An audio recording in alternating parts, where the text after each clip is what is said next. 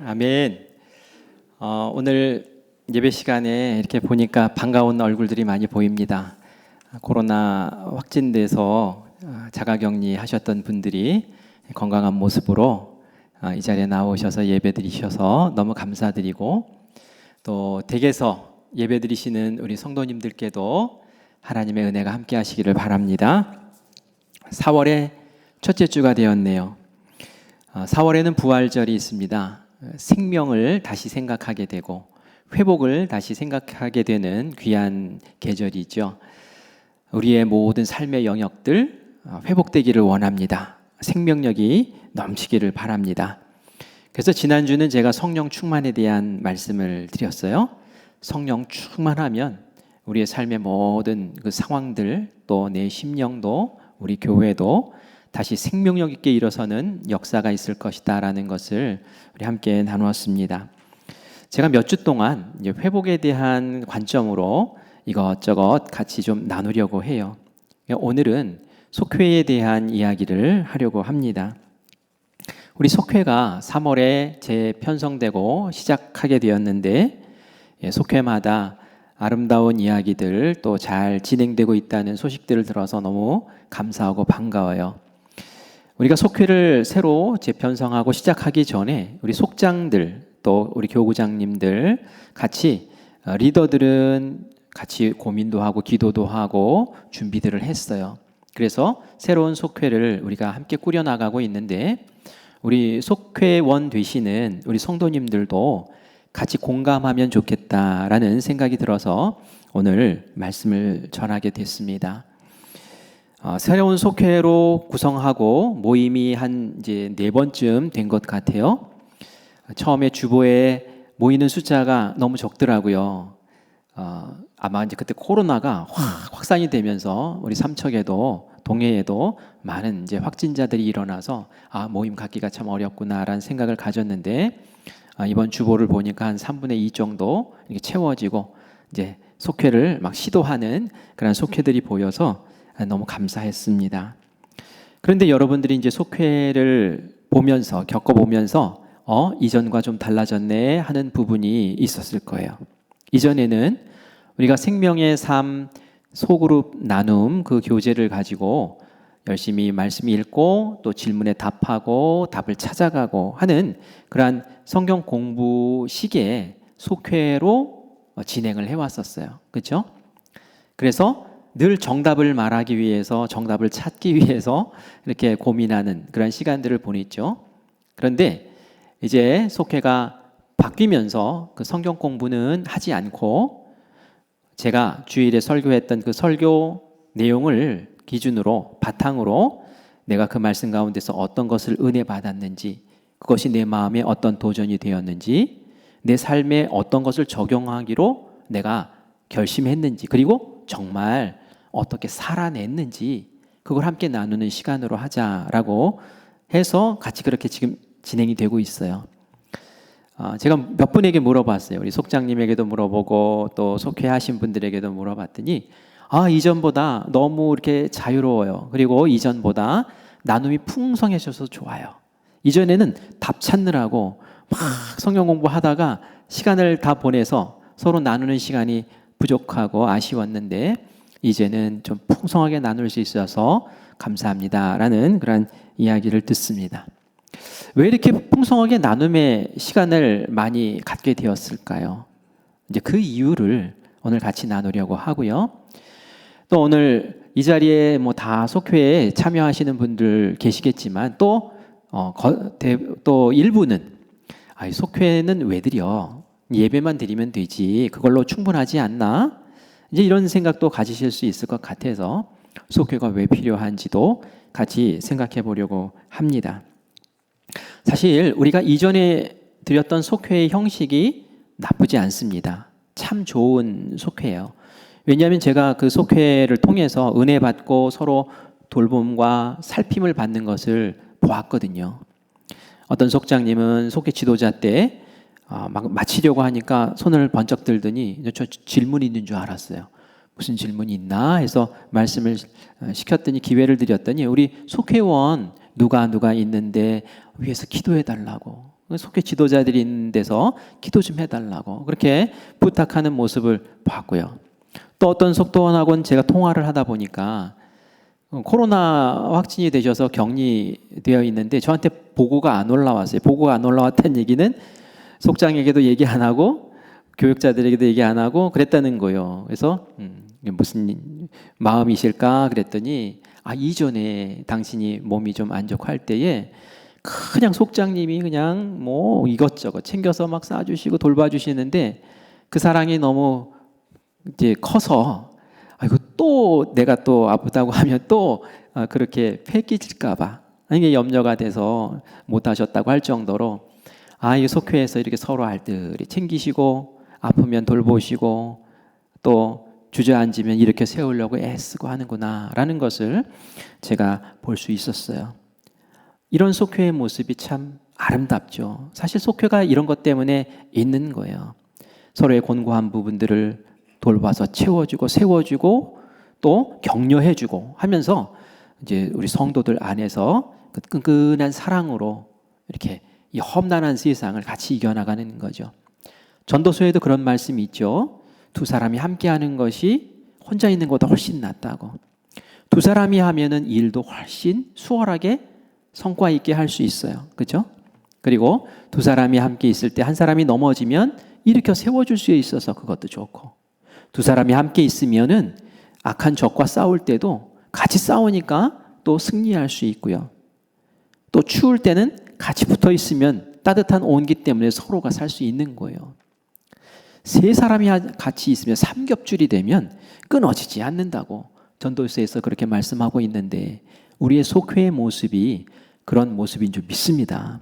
이런 모습은 서로 돌봄과 또 이렇게 세워줌과 살피는 속회, 이런 속회의 모습이었어요. 이것도 충분히 아름답고 충분히 소중한 속회입니다. 그런데 제가 이 속회에서 더 아름다운, 더 위대한 속회로 우리 조금 더 한 걸음 더 성장합시다 라는 마음으로 제가 제안을 했던 것, 또 우리 강사님을 초청해서 함께 나누었던 것이 있다면 그것은 속회에서 제자로 세움받고 성장하는 영적인 성장이, 이전에는 돌봄이 있었다면 이제는 좀 성장하는 그러한 속회가 되었으면 좋겠습니다 라는 그런 이야기예요. 오늘 그 이야기를 하려고 해요. 성장이라는 것은 참 중요하죠. 우리의 자녀들이 때가 되었을 때 반응하는 그 모습을 보면 우리의 마음에 안도가 돼요. 불렀을 때 탁 고개를 돌리면서 눈을 서로 마주치는 그것을 볼 때 지금 잘 자라고 있구나. 때가 되었을 때 갑자기 뒤집어 엎고 또 일어서고 아장아장 걷기 시작하고 말을 하고, 이런 과정을 통해서 내 자녀가 성장하고 있구나. 하지만 그런 반응이 나타나야 될 때 반응이 나타나지 않으면 걱정이 퍽 된단 말이에요. 자녀들이 이렇게 자라는 모습, 성장하는 모습을 보면서 우리가 안심하고 기뻐하는 것처럼 하나님도 우리의 성장하는 모습을 보시면서 기뻐하실 거예요. 그런데 우리가 이 그리스도 안에서 영적인 성장이라는 부분에 대해서 너무 무시하고 안일하게 생각하고 있으면 이건 큰 낭패를 보는 일이 벌어진단 말이죠. 성경에서는 우리에게 성장하라고, 자라나라고 그렇게 요구하고 있습니다. 베드로후서 3장 18절 말씀을 같이 읽어보겠습니다. 오직 우리 주 곧 구주 예수 그리스도의 은혜와 그를 아는 지식에서 자라가라. 영광이 이제와 영원한 날까지 그에게 있을지어다. 아멘. 베드로후서는 누가 썼을까요? 베드로가 썼죠. 사도 베드로가 쓴 거예요. 근데 이 베드로가 뭘 강조하고 있습니까? 그를, 예수님을, 하나님을 아는 그 지식에서 자라나라 라고 말씀하고 있어요. 베드로후서는 베드로가 죽기 전에, 그러니까 베드로가 사도로 활동하고 훈련받고 예수님처럼 그렇게 기적을 베풀고 말씀을 베풀면서 살다가 인생을 마지막 이제 마무리할 즈음 베드로는 순교했잖아요. 그 전에 정말 소중한 말씀이라고 전했던 것이 베드로후서예요. 그런데 뭐가 소중하다고 얘기합니까? 베드로가 경험해보고 겪어보고 또 지도해보고 하니까 정말 중요한 것은 예수님, 하나님을 아는 지식이 점점 자라나는 것, 그것이 정말 필요하구나라는 것을 이 서신에 담아서 지금 제공하고 있는 거죠. 이것의 마음을 많이 쓰라는 거예요. 그런데 우리가 이 말씀을 그냥 이렇게 들으면은 성경 공부 많이 하라는 얘기인가 보다. 그래서 지식을 많이 습득하라는 얘기인가 보다. 성경 말씀 많이 읽으면서 예수님에 대한 얘기, 하나님에 관한 정보를 많이 습득해 놓으라는 건가 보다. 이렇게 오해할 수가 있어요. 물론 그것도 예수님 하나님을 아는 지식이긴 하지만 여기서 안다라는 표현은 우리가 생각하는 지식을 습득하는 정도의 차원의 안다가 아니죠. 우리 얼마 전에도 그 외부에서 우리 강사님 오셔서 권사 헌신 예배 때 이렇게 말씀하시는 가운데도 잠깐 나오더라고요. 안다라는 표현. 이것이 우리는 그냥 한글로 쓸 때 안다라고 하면은 객관적인 지식을 아는 그런 안다라고 쓸 수 있지만 히브리어에서는 다른 표현이라는, 성경에서는 다른 표현이라는 거예요. 다른 의미가 있다는 거예요. 히브리어로는 야다라고 표현을 하고요. 헬라어에서는 이 베드로후서에 나오는 이 알아간다라는 그 표현이 그노시스라는 단어예요. 이것은 지식을 습득하는 것이 아니라 경험적으로, 체험적으로, 인격적으로 깨달아 알아서 그것이 완전히 나의 것이 되게 하는 것을 의미합니다. 마리아 여러분 아시잖아요. 천사가 마리아에게 왔어요. 그리고 네가 하나님의 은혜를 입어서 아들을 잉태해서 낳을 것인데 그 이름을 뭐라고 했습니까? 예수라고 해라 라고 가르쳐 주세요. 마리아가 깜짝 놀랐어요. 아니 이런 일이 어떻게 일어나느냐. 그러면서 천사에게 이야기를 합니다. 나는 남자를 알지 못합니다 라고 얘기를 해요. 남자를 알지 못한다는 게 뭡니까? 마리아는 이미 다 컸어요. 성인이에요. 그런데 남자, 여자 이걸 구별할 줄 못한다는 겁니까? 남자를 모른다고 얘기하는 것은 그런 뜻이 아니지요. 지식적으로 이거 얘기하는 거 아니에요. 내가 아직 결혼하지 않았습니다. 나는 아직 미혼입니다. 물론 약혼은 했지요. 그러나 아직 결혼하지 않았고 그 남자와 잠자리를 같이 하지 않았습니다. 저는 경험하지 않았고 겪어보지 않았습니다. 그런데 어떻게 내가 애를 낳습니까? 이거예요. 그죠? 그래서 안다라는 표현이 다르다는 얘기예요. 머리로 아는 것이 아니라 경험적으로, 체험적으로 아는 것을 얘기하죠. 그렇죠. 성령님이 말씀하시죠. 천사가 말씀하시죠. 성령님이 임해서 너에게 아기를 갖게 할 것이라고 얘기합니다. 베드로가 이 말씀 통해서 예수님 아는 지식이 자라나야 된다라고 얘기하는 그 예수님이 아는 지식이라는 것은 그냥 성경 말씀을 잔뜩 아는 것이 아니라 그 말씀 가운데서 내가 삶으로 경험해내고 체험해내고 그리고 겪어내고 인격적으로 나의 것으로 삼는 그 지식을 이야기하는 것이죠. 이게 진짜 영적인 성숙인 거예요. 그런 자라남이 우리 가운데 있어야 될 줄 믿습니다. 자녀가 자라날 때 그것은 우리가 당연하다고 하면서도 우리가 영적으로 자라나야 된다라는 것에 대해서는 그럴 필요 있어라고 이야기한다면 그것은 문제가 있는 거죠. 우리의 신앙도 우리의 영적인 모습도 하나님 안에서 부쩍부쩍 자라나야 될 줄 믿습니다. 그런데 이 신앙의 성장 어떻게 하면 가능할까요? 바울은 에베소서 말씀에서 우리 신앙의 성장의 목표가 이 정도는 돼야 된다 하면서 목표를 정해줘요. 에베소서 4장 13절 말씀을 같이 읽어보겠습니다. 우리가 다 하나님의 아들을 믿는 것과 아는 일에 하나가 되어 온전한 사람을 이루어 그리스도의 장성한 분량이 충만한 데까지 이르리니 아멘. 하나님을 믿는 것, 아는 일에, 그죠? 자라나야 되는데 어디까지 도달해야 된대요? 예수님의 장성한 분량까지 거기까지 미쳐야 된다는 거예요. 이 성장에 대한 생각이 있어야 되는 거예요. 그래. 예수님의 그 풍성하심까지, 예수님의 그 완전하심까지 내가 계속 지금 성장해야 되는구나. 내 목표가 바로 그곳이구나라는 것을 알아야 되죠. 그런데 우리가 예수님의 장성한 분량 이렇게 하면은 너무 막연해요. 그렇죠? 도대체 그게 뭐야? 어디까지? 그 내용은 뭐야? 이렇게 생각할 수 있단 말이죠. 다행히도 베드로의 동역자인 사도 요한이 그 과정을 우리에게 소상하게 나누어서 설명을 해줍니다.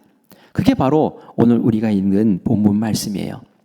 사람도 연령에 따라서 영아, 유치부, 또 아동부, 중고등부, 청년부 해가지고 이렇게 우리도 교회에서 이렇게 나누어서 신앙교육들을 시키잖아요.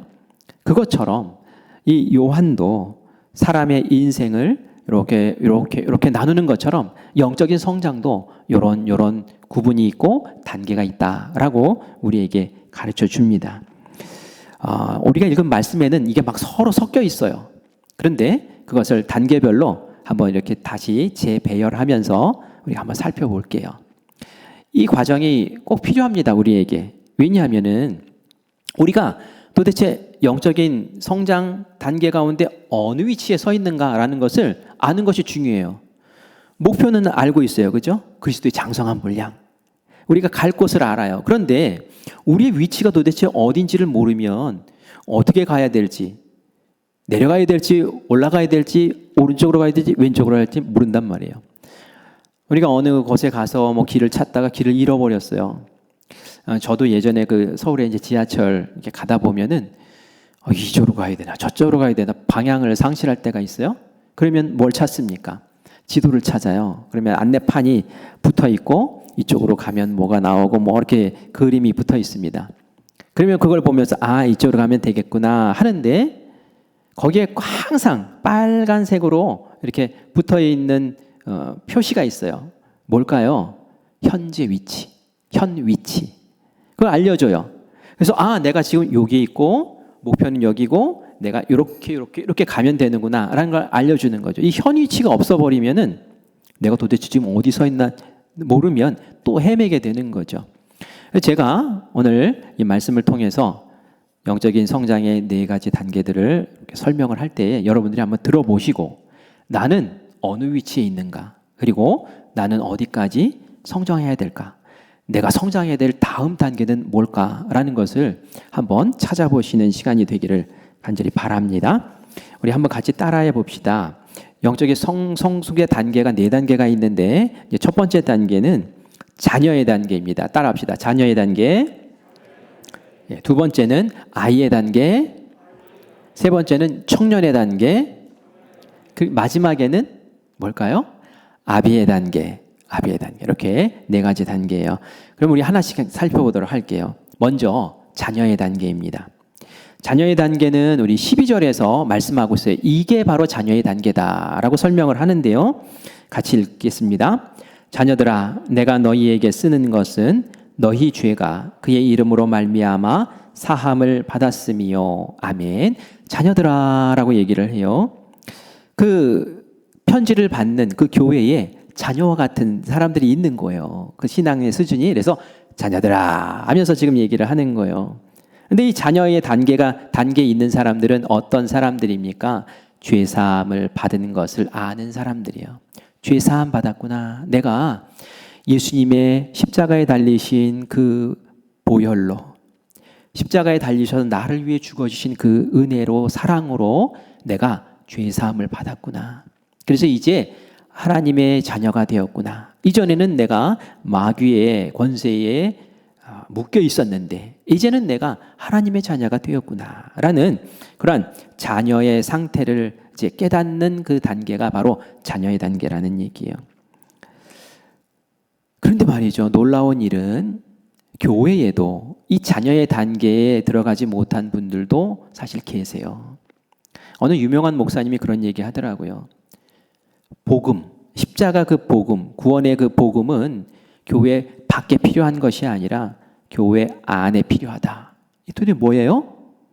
우리는 교회 안에서 함께 예배드리면 다 죄사함 받고 하나님의 자녀가 되었다라고 생각하는데 그게 아니라는 거예요. 교회에서 함께 신앙생활하고 함께 예배드리는데도 불구하고 십자가의 그 은혜를 몰라요. 십자가를 통해서 내가 죄사함 받았다는 것도 모르는, 그러면서 그냥 앉아서 예배드리는 분도 계시다는 거예요. 우리가 이제 세례식을 부활절에 할 거거든요. 그 자리가 무슨 의식을 하는 자리입니까? 내가 죄사함 받았습니다. 내가 이전의 모습은 죽고 내가 그리스도의 보혈로 다시 새 생명을 얻고 새 삶을 삽니다. 죄사함 받고. 그것을 확인하는 자리거든요. 그게 아주 기본적인, 기본 중의 기본인 거예요. 오늘 이 자리에도 혹시 내가 죄사함 받았습니다 라는 그런 은혜가 없고 아직도 그게 뭐지? 라고 하시는 분은 우리가 구도자라고 표현을 하죠. 아직도 그 진리를 찾아 헤매고 있는 분이에요. 이런 분들은 언제든지 저를 찾아오십시오. 제가 십자가의 의미, 그 복음이 무엇인지 분명하게 설명을 해드릴게요.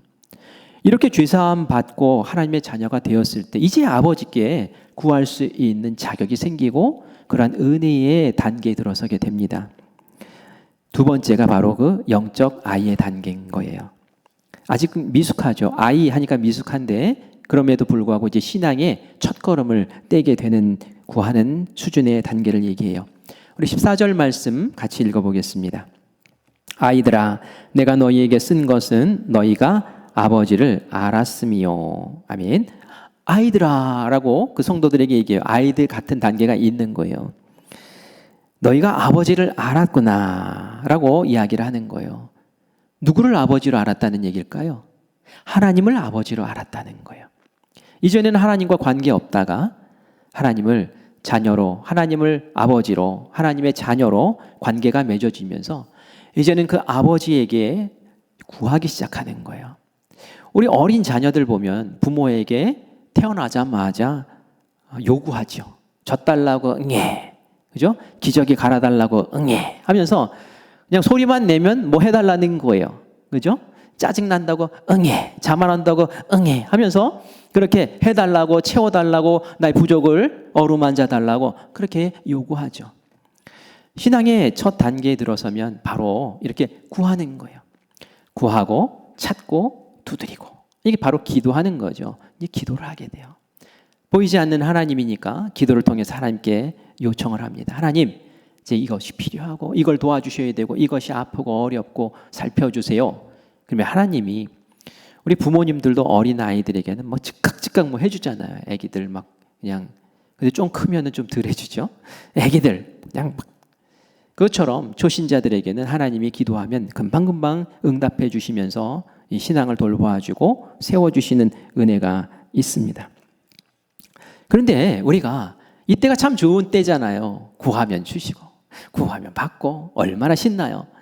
그래서 내 신앙이 여기 너무 좋아서 이 단계에서 계속 있으리라 라고 생각하면 이게 정말 성장이 멈춘 것과 똑같다는 얘기예요. 내 자녀가 유치원만 다니고 학교는 가기 싫다고 버티고 그냥 계속 그 자리에 머물러 있으려고 하면 얼마나 답답하니까. 근데 혹시 우리 가운데도 그럴 수 있다는 거예요. 신앙생활 20년 하고 30년 했어도 여전히 구하는 것만 바라고 있다면 이거 큰 문제라는 거예요. 하나님, 나 이거 주기만 하세요. 하나님, 나 이거 필요합니다. 이 신앙만 하고 있으면은 어린아이와 같은 영적인 단계에서 머물러 있는 것과 같아요. 처음에 하나님 만나고 구할 때는 하나님께 감사해요. 하나님 감사해요. 주셔서 감사해요. 그랬는데 어느 시간이 되니까 하나님, 나 이거 필요한데 주세요 하면서 하나님을 부려먹기 시작하는 모습으로 변해요. 하나님, 나 이거 필요한데 왜 안 주세요? 나 그러면 하나님께 실망합니다. 이러면서 삐딱한 모습으로 나가기도 해요. 이게 어린 아이의 신앙에 머물러 있을 때에 염려되는 부분이에요. 커야 됩니다. 성장해야 됩니다. 한 걸음 나아가야 됩니다. 그 다음 단계가 바로 영적 청년의 단계이죠. 자, 영적 청년의 단계는 어떤지 우리 13절과 14절에 이렇게 나누어져 있어서 우리 같이 보려고 합니다. 같이 13절 먼저 읽겠습니다. 시작. 청년들아, 내가 너희에게 쓰는 것은 너희가 악한 자를 이기었음이라. 14절. 청년들아, 내가 너희에게 쓴 것은 너희가 강하고 하나님의 말씀이 너희 안에 거하시며 너희가 흉악한 자를 이기었음이라. 아멘. 보니까 청년들은 강하대요. 그래서 어떻게 해요? 악한 자를 이긴대요. 흉악한 자를 이긴대요. 이전에는 부족하고 연약해서 맨날 달라고만 하고 채워달라고만 하고 징징거리기만 했는데 이제는 그게 아니라는 거예요. 내가 강해서 내가 악한 것들과 환난과 시련과 이제는 맞서 싸울 수 있는 그런 강한 자로 성장을 한 거죠. 그리고 악한 권세와 사탄과도 맞서 싸울 수 있는 그런 성장이 있는 상태를 영적 청년의 단계라고 이야기를 하는 거예요. 이제는 보호받지 않아도 이길 수 있는 그런 강인함이 생겨나는 거죠. 근데 이 강인함이 어디에서 생겨났을까요? 우리가 말씀 보았던 것처럼 말씀 안에서 하나님의 말씀이 너희 안에 거하실 때에 이런 일이 벌어진다는 거예요. 이전에는 내 감정대로, 내 생각대로, 내 느낌대로 이렇게 하다 보니까 실패가 많아요. 내 감정이라는 게 왔다 갔다 하잖아요. 내 지식이라는 게 항상 편협하잖아요. 내 느낌이라는 것도 완벽하지 않잖아요. 이런 것들로 싸우려니까 늘 휘청거리고 지고 나중에 후회하는 거죠. 하지만 하나님의 말씀 가운데 내가 꽉 사로잡혀 있으면 그 안에서 하나님 안에서 딱 붙잡혀 있으면 내 감정이 아닌 하나님의 마음으로 하나님의 뜻으로 하다 보니까 휘둘리지도 않고 무너지지도 않고 요동치지도 않고 늘 굳건하게 맞서 싸우며 이겨나가는 그런 승리의 역사들이 벌어진다는 거죠. 말씀이 마음 가운데 꽉 채워져 있으면 그 마음이 잘 지켜져요. 그 신앙이 잘 지켜져요. 이런 모습이 바로 영적 청년의 단계라는 거예요. 어떠세요? 우리 성도님들 어린아이 단계 있습니까? 아니면 청년의 단계 있습니까? 아니면 어린아이 단계에서 막 청년의 단계로 지금 올라가려고 애를 쓰고 있습니까? 이전에는 청년이었는데 지금은 다시 어린아이 단계에 와서 낙심하고 있습니까? 한번 우리들의 위치를 한번 여러분들 살펴보시기를 바라요. 이제 마지막 그리스도의 분량, 장성한 분량, 영적 아비의 단계를 우리 한번 보겠습니다. 13절 말씀인데요. 우리 같이 읽겠습니다. 아비들아, 내가 너희에게 쓰는 것은 너희가 태초부터 계신 이를 알았음이요. 이렇게 말씀하고 있어요. 아비들은 어떤 사람들이랍니까? 태초부터 계신 이를 알았다라고 얘기를 해요. 그런데 우리가 아이 단계에서도 너희가 아버지를 알았다라고 그렇게 표현하고 있거든요. 그런데 영적 아비 단계에서도 너희가 그 아버지를, 하나님을 알았다라고 얘기를 하고 있으면 뭐 이거 똑같은 거 아닌가라고 생각할 수 있는데 차이가 있어요. 무슨 차이냐면 태초부터 계신 이를 알았다는 거예요.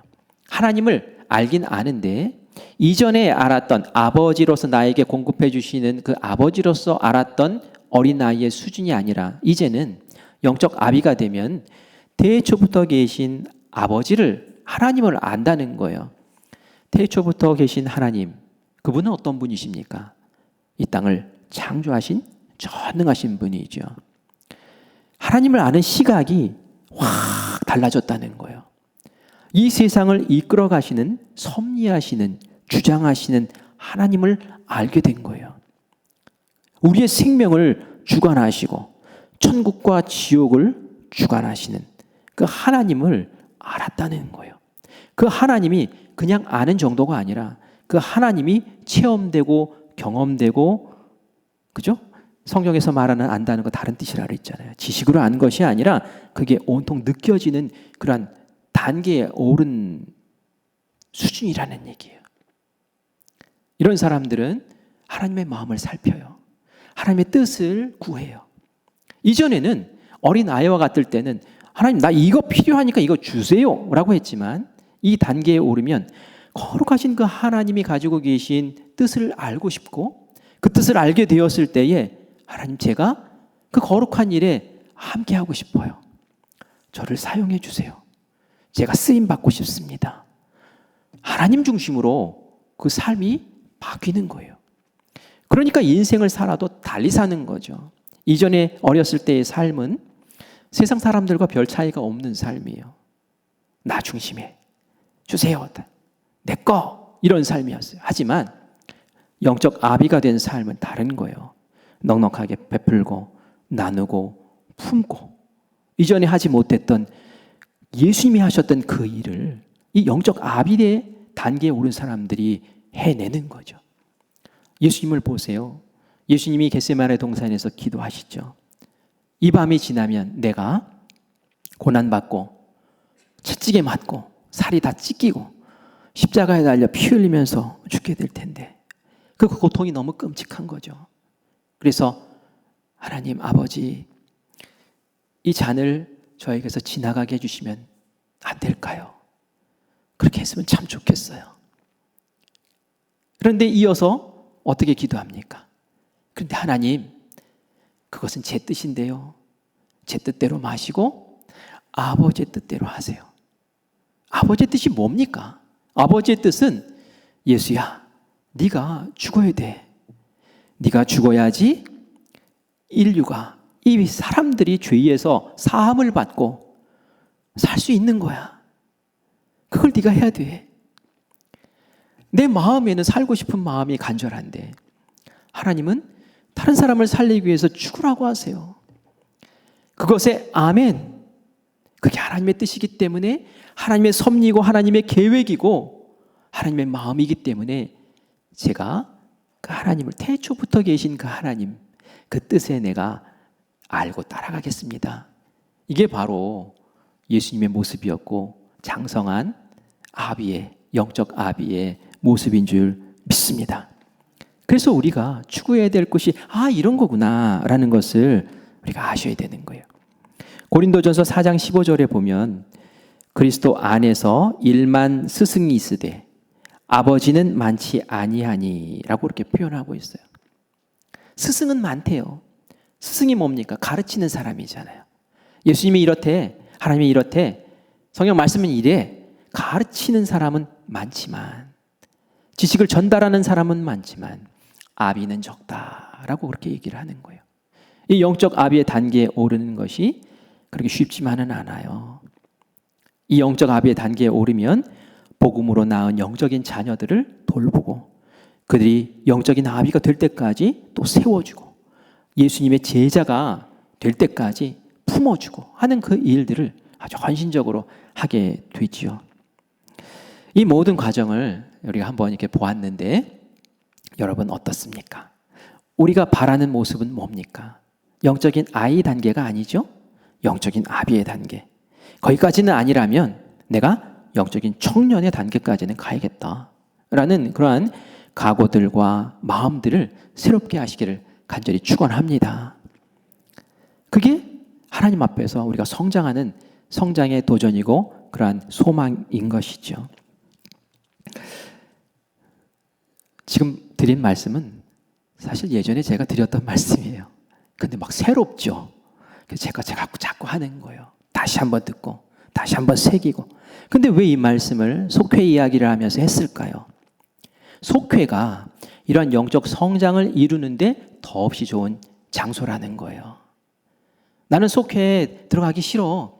나는 예배만 드리면 좋겠어. 예배만 드리면 말이죠. 이런 영적인 성장이 일어나질 않아요. 말씀만 듣고 끝나니까. 그런데 우리가 새로 추구하는 이 속회는 다른 거예요.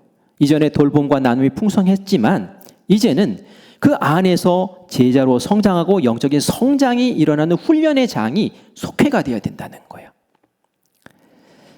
마태복음 28장 19절 20절 말씀 같이 읽어보겠습니다. 그러므로 너희는 가서 모든 민족을 제자로 삼아 아버지와 아들과 성령의 이름으로 세례를 베풀고 내가 너희에게 분부한 모든 것을 가르쳐 지키게 하라. 볼지어다 내가 세상 끝날까지 너희와 항상 함께 있으리라 하시니라. 아멘. 예수님이 승천하시기 전에 제자들에게 마지막으로 당부하신 유언이에요. 그죠? 말씀. 아주 그냥 중요한 말씀이에요. 뭐라고 말씀하셨습니까? 모든 민족으로 제자를 삼으래요. 모든 민족으로 믿는 자 만들라. 이게 아니에요. 모든 민족으로 제자를 삼으래요. 이 제자까지는 큰 성장이 있어야지 제자 되는 거예요. 그죠? 그런데 우리에게 맡기신 일은 제자 삼으라는 거예요. 우리에게 제자 되라는 말씀이죠. 그래서 그들을 위해서 성령의 이름으로 세례를 주고, 세례 주면은 이제는 겨우 하나님의 자녀 되는 건데, 그것으로 그치지 말고 내가 알려준 그 모든 것들을 가르치면서 어떻게 하라고요? 지키게 하려고, 삶으로 살아내게 만들라는 거예요. 말씀을 받고, 그것을 가르침을 받고 그것을 삶으로 살아낼 때에, 그때의 제자됨의 성장이 이루어진다라는 얘기예요. 말씀만 잔뜩 받고 주일에 설교 들으면서 말씀 받고 아하 하고 고개 끄덕이고, 그리고 나서 그것을 지켜 행하지 않으면 아무것도 아닌 거예요. 아하 하고 나서 각성하고, 그리고 나서 거기에 맞게 삶을 정하고 한 발이라도 떼어서 살아낼 때에, 그때의 영적인 성장이 일어나는데, 그 성장을 훈련하고 책임져 주는 장소가 바로 속회라는 거예요. 제가 이렇게 말씀을 드리니까 말씀은 별로 안 중요한가? 지켜 행하는 것만 중요한가? 아니에요. 말씀도 굉장히 중요해요. 예수님께서 부활에 대해서 제자들에게 알려주시기를 원하셨는데, 여러분들이 예수님 입장이라면 제자들이 안 믿어요. 예수님 부활했다는 거. 그러면 어떻게 하시겠어요? 가장 좋은 방법은 몸을, 그죠? 부활의 몸으로 딱 나타나셔가지고, 야, 만져봐.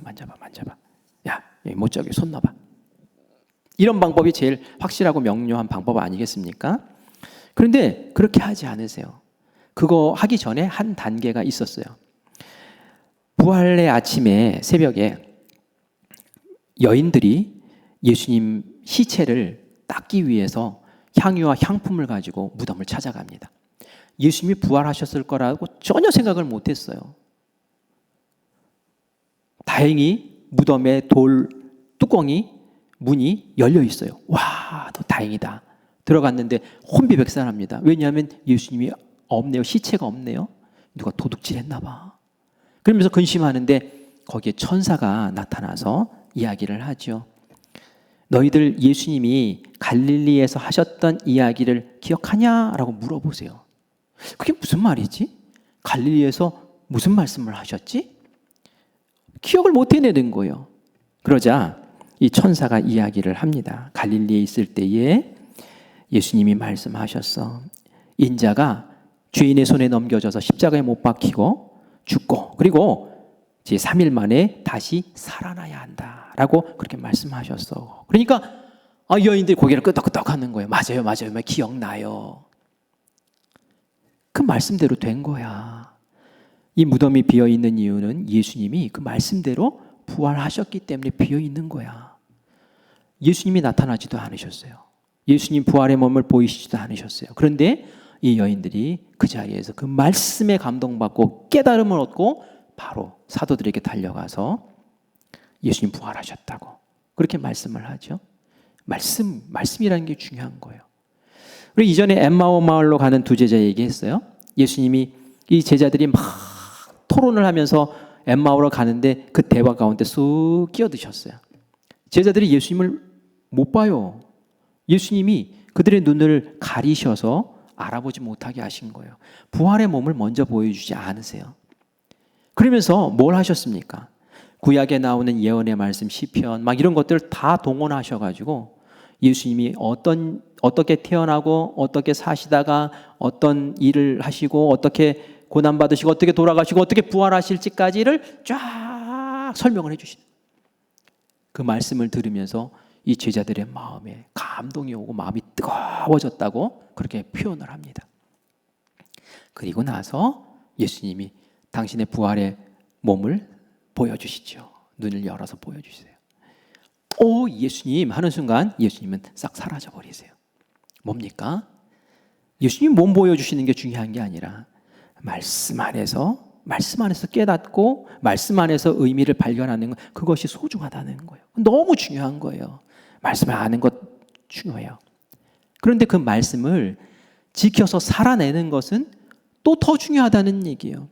이 여인들이 어떻게 했는지 아세요? 천사들의 말을 딱 듣고 깨닫자마자 어떻게 합니까? 바로 사도들에게 달려가는 거예요. 행동으로 보이는 거예요. 행동으로. 확신을 갖고 부활의 소식을 전하는 입술이 된 거예요. 엠마오 마을에서 예수님을 만난 사람들은 저녁 때에 엠마오 마을에 들어갔어요. 예수님과 저녁 식사를 하려고 준비하고 있었어요. 그런데 그 말씀을 딱 깨닫자마자 어떻게 합니까? 말씀해 보니까 곧 그때로 일어나 예루살렘으로 갔다라고 나와요. 곧 그때로 벌떡 일어나서 그렇다면 알려야지 하면서 모르고 있는 사람들이 얼마나 불쌍해 하면서 벌떡 일어나서 그 일을 행했다는 거예요. 말씀만 따로 있고 말씀을 아는 것만 따로 있고 말씀에 감동받는 것 따로 있고 말씀을 지켜 행하는 것 따로라면은 그것을 무시하고 내려놓고 있다면 그것은 온전한 신앙이 아니죠. 그건 제자된 삶으로 나갈 수 있는 것이 아니다라는 거예요. 그건 복 받는 길이 아니라는 거예요. 정말 복을 받으려면 출애굽기 20장 6절과 같은 모습으로 살아야 합니다. 같이 읽겠습니다. 나를 사랑하고 내 계명을 지키는 자에게는 1000대까지 은혜를 베푸느니라. 1000대까지 은혜를 받고 싶습니까? 10계명을 주면서 주신 말씀이에요. 이 계명을 잘 지켜라. 이 계명을 살아내라 라는 거예요. 1000대까지 은혜가 임한다고. 요한계시록 1장 3절 말씀 같이 읽겠습니다. 이 예언의 말씀을 읽는 자와 듣는 자와 그 가운데 기록한 것을 지키는 자는 복이 있나니 때가 가까움이라. 말씀을 읽고 듣고 이거 중요해요. 그런데 그 기록한 것을 지키는 자에게 복이 있다라고 말씀하고 있죠. 이게 함께 가야 되는 거예요. 그런데 말씀 지키는 것 지금 뭐 막 말씀 살아내는 거 중요하다고 하시는데 그게 속회랑 무슨 상관입니까? 속회가 그 일을 점검해 줄 수 있거든요. 이전에는 막 성경 공부하고 지식을 쌓았어요. 근데 지금은 달라요. 지금은 주일에 전해진 말씀을 가지고 이걸 어떻게 적용하지? 어떻게 살까라는 것을 가지고 속회에서 나누는 거예요. 제가 말씀을 듣고 이런 깨달음이 왔어요. 그래서 내가 이렇게 살기로 했어요. 결정했어요. 그래서 내가 이렇게 하고 있어요. 라는 것을 속회에서 나누라는 거예요. 세상에 이상한 이야기, 뭐 잡다한 이야기 하지 말고 그걸 나누라는 거예요. 거기에 초점을 맞춰서 풍성한 나눔을 가지라는 거예요. 내가 이렇게 살려고 애썼어요. 그랬더니 이런 일이 일어났어요. 내가 살려고 애썼지만 내가 실패했어요. 그러면은 또 다시 속회원들이 격려해 주면서 다시 해보라고 하는 거예요.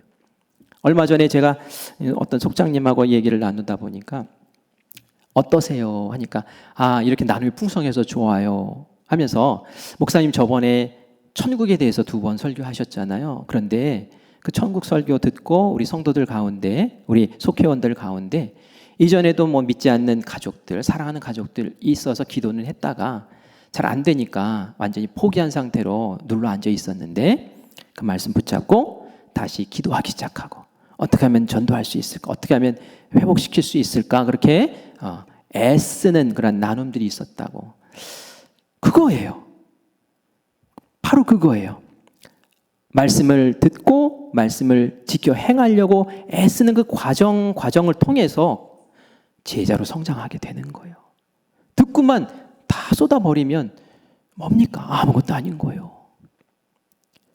그게 바로 우리의 속회에서 풍성하게 나눠줘야 될 부분인 거죠.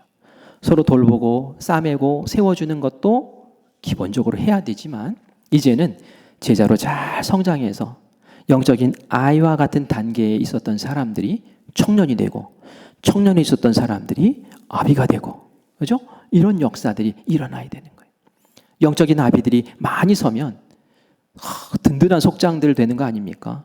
든든한 교구장들 되는 거 아닙니까? 이런 분들이 영적인 자녀들을 돌보면서 세워나갈 때에 이 교회에 하나님께서 아름다운 역사와 복을 풍성하게 내려주실 줄 믿습니다.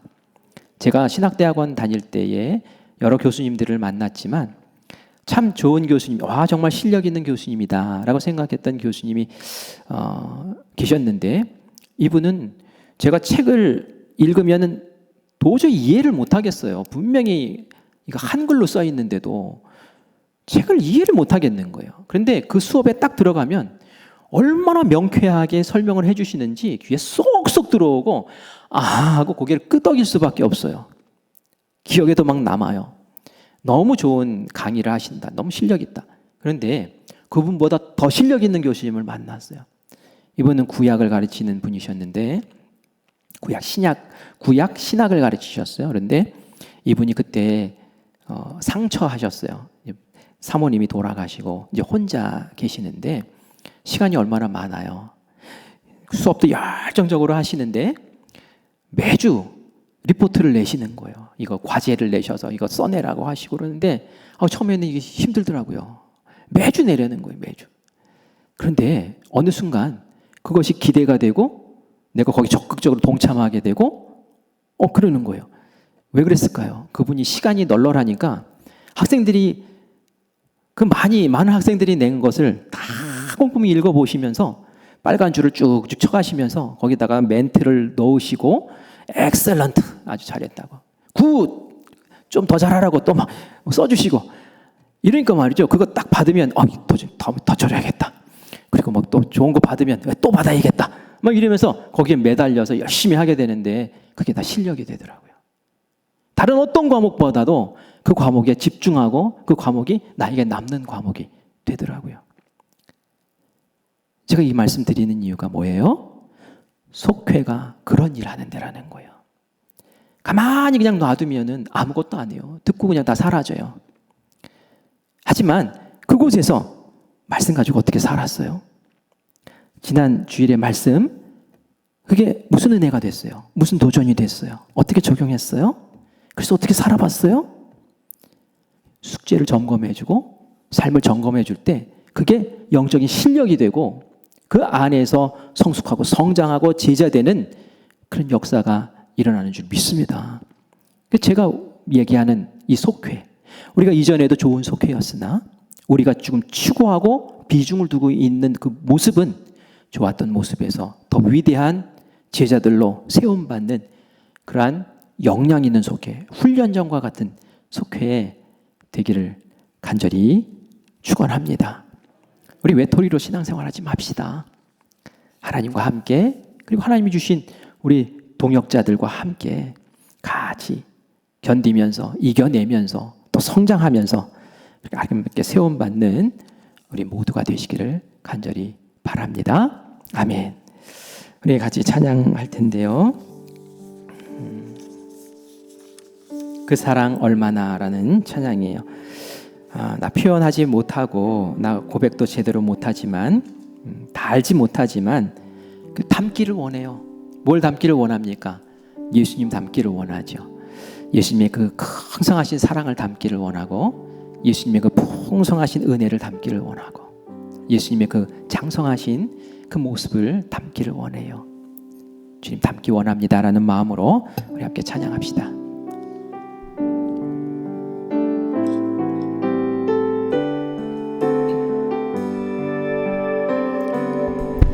다 표현 못해도 나 표현하리라. 다 고백 못해도 나 고백하리라.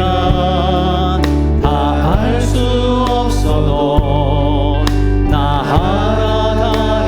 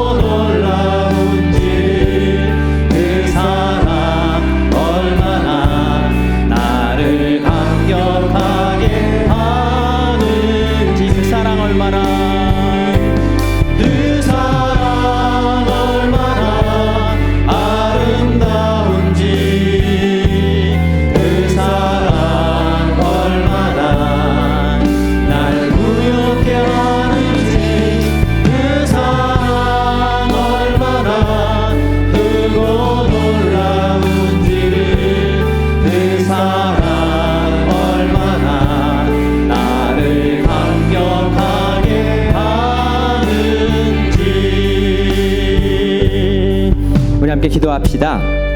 기도할 때 하나님, 나의 영적 성장의 단계는 지금 어디인가요? 하나님, 돌이켜보니 제가 아직도 많이 어리네요. 하나님, 신앙생활 열심히 잘한다고 했는데 나의 영적인 수준과 그 단계가 그리스도의 분량까지 정말 미치는 그러한 걸음을 걷기를 원합니다. 나로 결단하게 하여 주시옵소서. 그리고 결단한 대로 실천하게 하여 주시옵소서.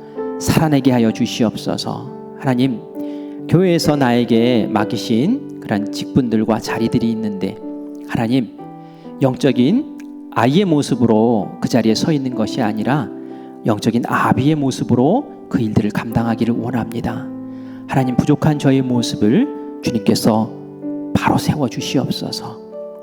우리 사랑하는 영혼들 가운데 아직 죄사함을 알지 못해서 하나님의 자녀됨의 단계까지 들어가지 못한 영혼들이 생각납니까? 그들의 이름을 부르며 주님, 저희들을 자녀로 초대하여 주시옵소서. 그래서 하나님과 동행하며 주님께 구할 수 있는 그러한 은혜도 경험하게 하여 주시옵소서. 우리 함께 기도하기를 원합니다. 그리고 우리에게 주신 이 속회가 돌봄과 나눔이 풍성할 뿐만이 아니라 그렇게 성장하는 역사가 일어나고 그것을 점검하고 격려하는 그런 속회가 되게 해달라고 우리 함께 합심해서 기도하겠습니다. 우리 주님 부르고 기도합니다. 주여, 아버지 은혜를 감사합니다. 우리가 봄철을 맞아서 아버지 만물이 회복되어지고 소송하는 이 계절에 아버지 우리의 신앙과 우리의 영과 우리의 모습이 아버지 회복되어지고 아름다워지기를 간절히 원합니다. 하나님, 우리의 영과魂과 육을 주님께서 새롭게 하시고 생기 넘치게 하시며 아버지 우리에게 주신 이 아름다운 속회를 하나님 더 아름답게 든든하게 세워나갈 수 있는 우리가 될 수 있도록 주여 도와주시옵소서. 하나님, 우리의 영적 성장을 놓고 주님 앞에 맡기며 기도합니다. 나 위치가 어디인지를 다시 한번 분별하여 깨달아 알게 하여 주시고 하나님, 그 위치에 머물러 있는 것으로 만족하지 말게 하여 주시며 한 단계 한 단계 아버지 하나님의 그 거룩하신 은혜의 분량에 이를 때까지 성장할 수 있는 귀한 발걸음이 될 수 있도록 주여 도와주시옵소서. 아직 하나님의 자녀됨의 그 자리까지도 서지 못한 영혼들이 있습니까? 하나님, 깨달아 알게 하여 분별하게 하여 주시고 주님의 은혜의 그 지한 자리에 설 수 있도록 주님 저희들을 초청하여 주시옵소서. 아예 신앙으로 아버지 이제까지 신앙생활을 해오지는 않았습니까? 그저 달라는 것에만 매달려 있지는 않았습니까? 주지 않을 때는 아버지 하나님 마음에 상처받고 오락가락하지는 않았습니까? 하나님, 이제는 청년의 신앙을 허락하여 주시옵소서. 우리에게 든든함으로 일으켜 세워주시고 악한 것들로 와서 싸워 이기게 하시고 환난을 이겨내게 하시옵소서. 요동치지 않게 하여 주시옵소서. 아버지, 원하기는 우리가 정말 영적인 아비가 되기를 원합니다. 예수님의 거룩하신 그 모습처럼, 제자들의 그 모습처럼, 사도들의 모습처럼 아버지 하나님의 그 장성하신 은혜를, 아버지 풍성하신 은혜를 베풀고 나누고 품으며 싸매며 아버지 그렇게 생명을 살려내는 우리가 될 수 있도록 주여 도와주시옵소서. 이러한 속회가 되기를 원합니다. 이러한 성장이 있는 속회가 되기를 원합니다. 이러한 격려가 있는 속회가 되기를 원합니다. 한 영혼 한 영혼 주님 은혜 가운데서 세움받고 아버지 은혜 가운데 설 수 있도록 주여 도와주시옵소서. 감사드립니다. 살아계신 예수님의 이름으로 기도합니다. 하나님, 오늘도 우리에게 말씀 주시니 감사합니다. 깨닫게 하시니 감사합니다. 마음에 감동 주시니 감사합니다. 아직도 속회를 열지 못한 속회를 주님 찾아가시어서 우리 모이자라는 마음이 불일듯 일게 하여 주시옵소서. 아직 하나님의 자녀됨의 죄사함의 그 은혜를 깨닫지 못했다면 하나님, 그 자리에 들어설 수 있도록 저희를 복음으로 초청하여 주시옵소서.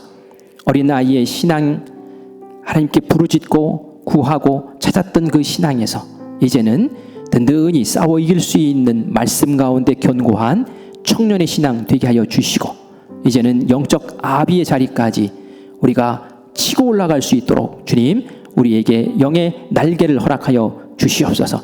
성령 충만하게 하셔서 깨닫게 하신 그 말씀 붙잡고 돌이켜 일어서게 하여 주시며 말씀을 삶으로 살아낼 때에 속회마다 나눔이 풍성하게 하시고 하나님 우리의 삶 가운데 역사하시는 것을 서로가 확인하게 하여 주시며 정말 아름다운 영적인 성장이 일어나는 귀한 속회 되게 하여 주시옵소서. 모든 것 주님께 의탁드리며 살아계신 예수님의 이름으로 간절히 기도합니다. 아멘.